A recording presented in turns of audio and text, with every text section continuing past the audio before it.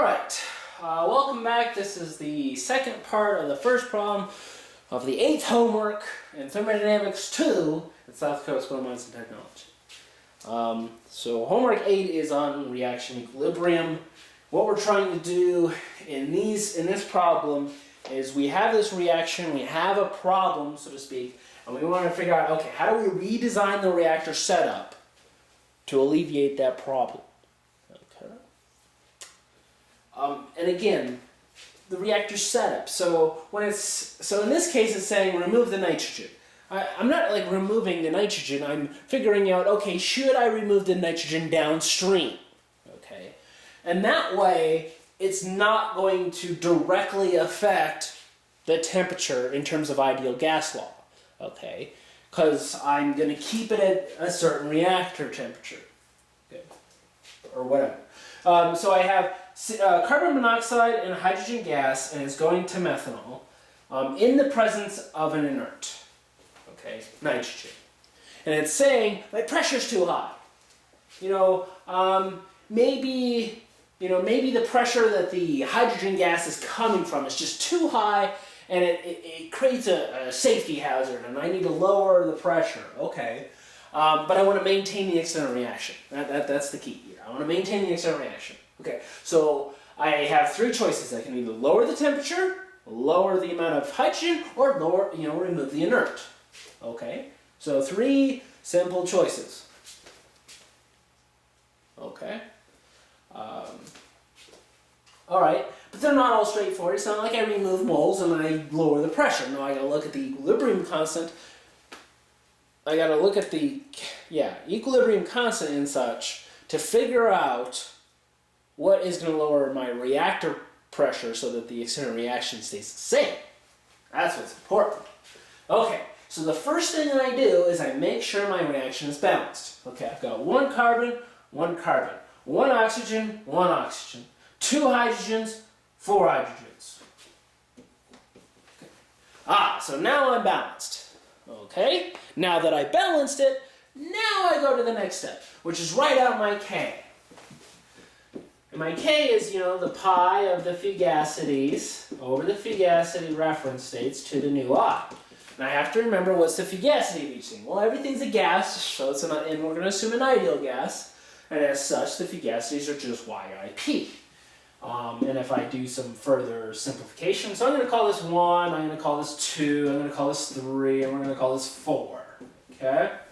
And so I've got, n of 3 over n1 times n2 squared, okay, times p to the new over n total to the new. Now what's new? Well, new is equal to the summation of new i's. So I've got, minus 1 plus minus 2 plus 1. That equals minus 1. And so when I simplify this even further, I got k equals n3 over n1, n2 squared times n total over p. So that's kind of my final thing. Let's work with this. Okay, so I'm trying to make this lower. This is too high right now. I need to make that lower, depending upon my conditions. Okay. Well, temperature. What does temperature affect? Directly. That's right. It directly affects the K. How does it affect the K? It depends. Depends upon the heat of reaction. Okay, so I need to figure out what the heat of reaction is, because it dictates whether this is exothermic or endothermic, and whether a lowering temperature will increase K or decrease K. So let's delta H of reaction at standard conditions is equal to the summation of new I times delta H of formation of component I at standard conditions. Okay, and I should write this out in full every time. Now, on a quiz or a test, I might, it's probably best to just ballpark it and eyeball it. Here, I'm going to be very explicit. Well, not on the quiz, but on the final. On the final, because it's just choosing which one's the best, which one's the worst, and which one's in the middle. Okay, So we got carbon monoxide, okay. So that is a -1 times a -110.53. Okay. Why is it -1? Because it's a reactant. Reactants always have a minus coefficient. Okay. Plus -2 times the heat of formation of hydrogen, which is 0 in this case. I should still have it even though it's 0. Okay. Plus 1 times the heat of formation of methanol. I go to my book, I go to methanol. This is a vapor though. It is -200.66. Okay. I add that up. I should use a calculator, but I'm just going to eyeball it. Okay, I got -200 plus 110. So this is about -90. What does that say about the reaction? That it's exothermic. Meaning some guy is burning a fire in the corner. And when some guy is burning a fire in the corner, what should I do? Lower the thermostat to make myself comfortable or increase the thermostat to make myself comfortable? I'm going to lower the thermostat, meaning I'm going to lower T. Okay, so a lower T results in a higher K because it's exothermic. Okay, so what? Well, I look at here and I rearrange things, in a sense. So I have, K, N1, N2 over N2, 3, N2 squared, over N total equals 1 over P. Okay, and then I can invert that. But really, okay, I increase K, and I assume, now it says the external reaction is the same. So all of my N's are the exact same, because the external reaction is the exact same. All that's changing is the pressure to get that external reaction. Okay? And it's not like I'm changing the pressure. No, I'm able to set the pressure at a lower condition and still achieve the same external reaction. That's what's going on.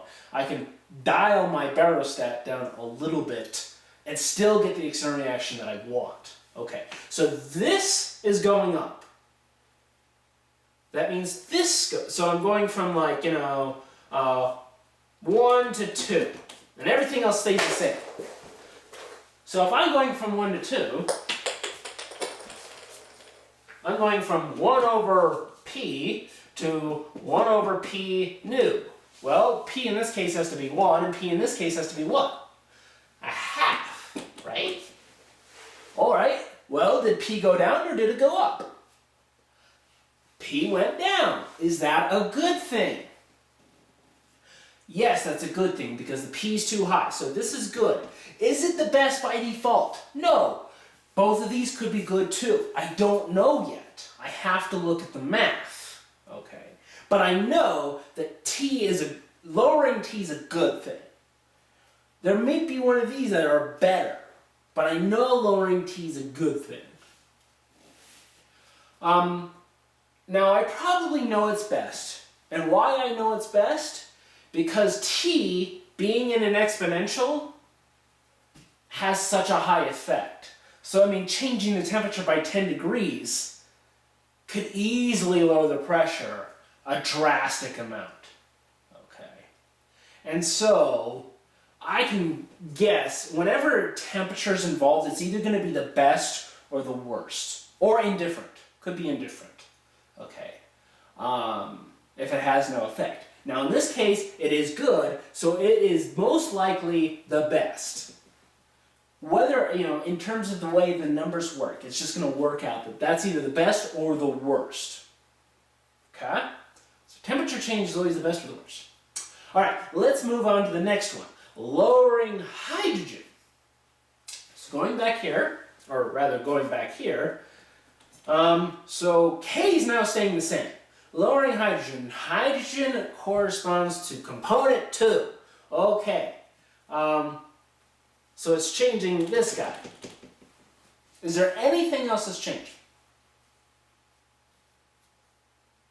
Yep. What is it?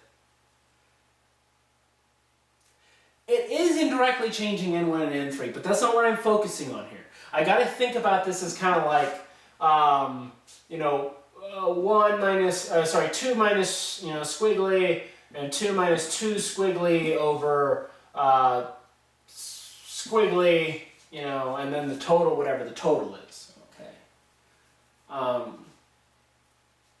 So, am I really changing N3 and N1 directly? No, because I'm keeping my external reaction the same. Okay. What am I actually changing directly? I'm also changing in total. Okay. Well, that's tricky. I got one on top and one on the bottom. Well, again, use real numbers. And that's why I kind of suggest using 2. Okay. So this is what happens with real numbers.